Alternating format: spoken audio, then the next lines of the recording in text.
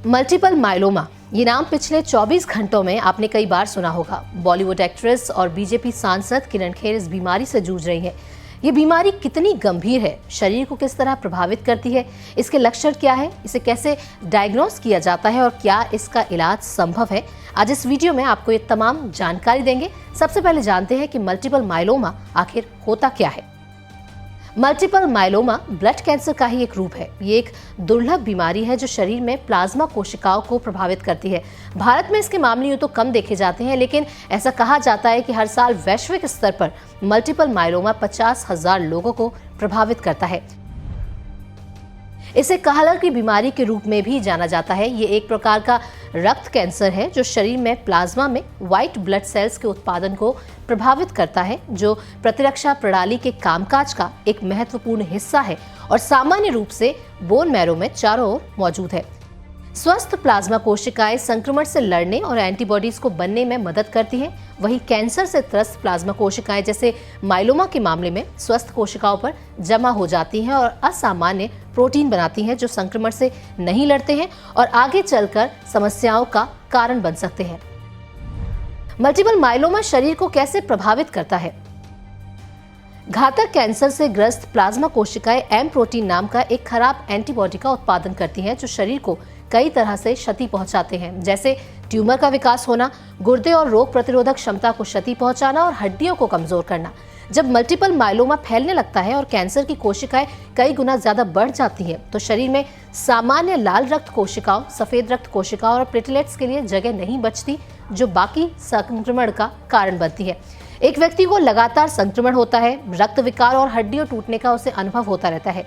रक्त कोशिका की क्षमता में कमी से एनीमिया, अत्यधिक रक्तस्राव, रक्त और गुर्दे के संक्रमण जैसी समस्याएं भी हो सकती है। ऐसे में प्रतिरक्षा प्रणाली को अपना काम करने में बेहद परेशानी आती है।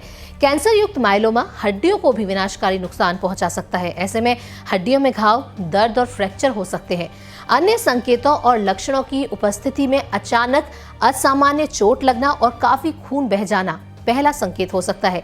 इसकी फौरन जांच की जानी चाहिए। हालांकि शुरुआती दिनों में इसके संकेत काफी धीरे धीरे उभरते हैं और इसीलिए उन्हें पहचानना मुश्किल हो जाता है।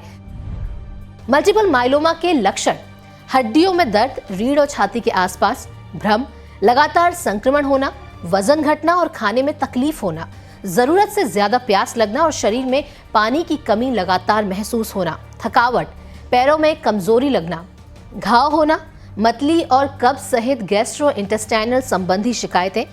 जब ये गंभीर स्तर पर पहुंच जाते हैं तो ये गुर्दे की गड़बड़ी, कम प्रतिरक्षा, हड्डियों की समस्याएं और आरबीसी का स्तर कम होने जैसी कई जटिलताओं का कारण बन सकता है।